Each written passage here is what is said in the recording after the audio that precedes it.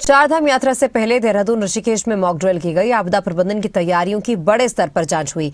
रिस्पना नदी में बढ़ते जलस्तर का सिमुलेशन किया गया। इसके साथ ही रेस्क्यू ऑपरेशन का अभ्यास कर एजेंसी को परखा गया। संपेरा बस्ती में फंसे लोगों को निकालने की मॉक ड्रिल की गई। अलर्ट मोड में पुलिस, एसडीआरएफ और प्रशासन।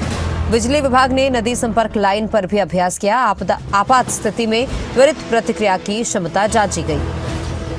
चारधाम यात्रा से पहले सभी तैयारियों को मुकम्मल किया जा रहा है। एक मॉक ड्रिल का भी आयोजन किया गया। अलर्ट मोड पर है पुलिस, एसडीआरएफ और प्रशासन।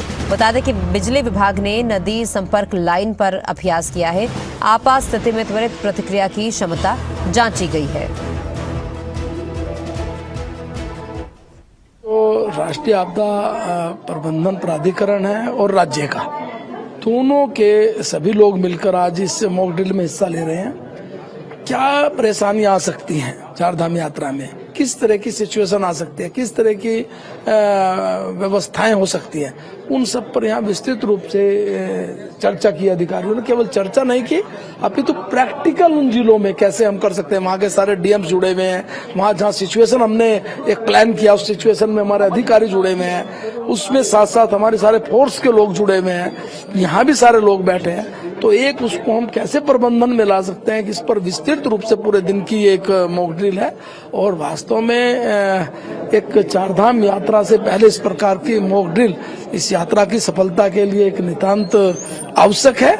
और मैंने सभी जो हमारे लोग हैं, चाहे वो भारत सरकार की फोर्सेस हों, चाहे वो राज्य की फोर्स हो, चाहे राज्य के अधिकारी हो, भारत सरकार के, सबको इस मॉक ड्रिल में भाग लेने पर बहुत ही धन्यवाद इस रूप में कहा। सारे अधिकारी देखिए, उनका एक प्लेटफॉर्म है, वो प्लेटफॉर्म हमारे हाथ में है, राज्य के हाथ में।